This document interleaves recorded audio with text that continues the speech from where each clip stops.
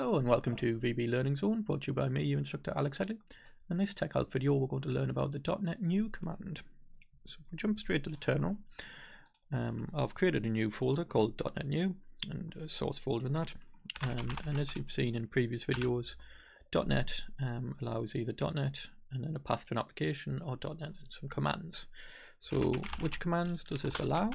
We'll do .NET H, and you can see that there's some SDK commands, and the new creates a new .NET project or file.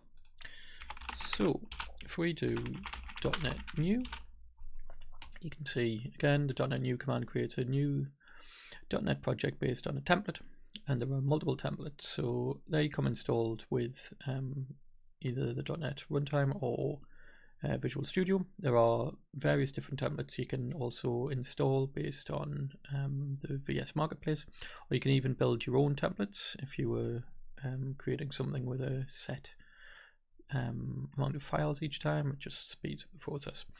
So .NET New Console will create a new console application. So .NET New Console, you can see that the template console app was created successfully, and then it even restores that application. So if we open up the folder, you can see that there's a program CS, source, and an obj folder.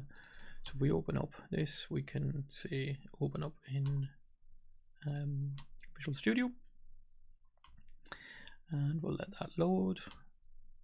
And this should be fairly familiar if you've seen my my first project console app.